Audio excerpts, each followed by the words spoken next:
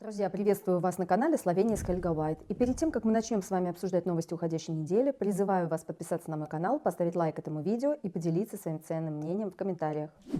В Европе разрешили добавлять в продукты порошок из цельного мучного червя, правда, обработанного ультрафиолетовыми лучами. Таким образом, европейское правительство планирует снизить потребление европейцами огромного количества мяса. По мнению чиновников, порошок из цельного мучного червя очень питательный и содержит огромное количество витамина D. Советую вам обратить внимание на состав продуктов, которые вы потребляете. Возможно, вы уже получаете дополнительную дозу витамина D.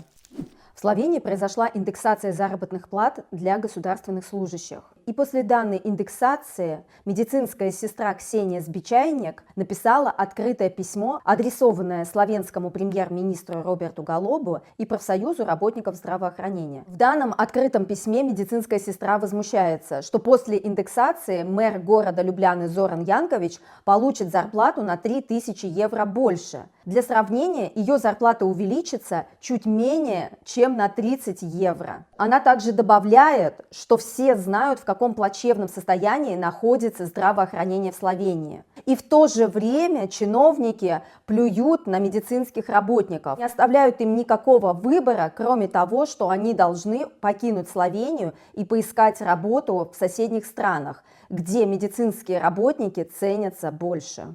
Государственная прокуратура Словении выдвинула обвинение 4 полицейским за превышение своих полномочий. Напомню, что в октябре 2021 года люди вышли на протестный митинг против чрезмерных мер, связанных с коронавирусом, и требовали отставки правительства. В свою очередь словенские полицейские применили к протестующим слезоточивый газ. И сейчас 4 ответственных полицейских предстанут перед судом. Наконец-то в Любляне открывают новый бассейн олимпийского уровня.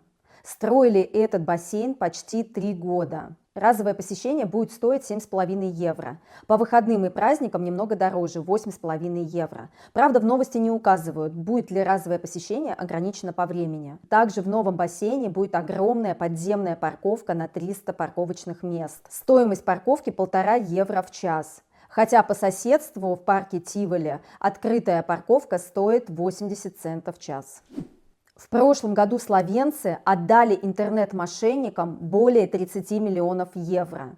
И это только зарегистрированные случаи. Я думаю, что сумма на самом деле была гораздо выше, потому что многие просто не стали обращаться в полицию. И по статистическим данным полиции, такие случаи растут с каждым годом в среднем на 30%. Сотрудники полиции города Копра впервые в Словении создали отдельную рабочую группу по расследованию интернет-мошенничеств. Странно, что такой отдел открыли только сейчас, и до этого он не существовал. И в конце новости погоды от чата GPT. Какая погода будет в Любляне в понедельник? В понедельник, 17 февраля, в Любляне ожидается переменная облачность, температура будет около 6 градусов Цельсия, днем и около 0 ночью. Возможно небольшое похолодание, но без осадков. Учитывая, что это зима, погода будет довольно мягкой. Хочешь, чтобы я напомнил тебе об этом ближе к понедельнику? Спасибо большое. Напоминать не надо.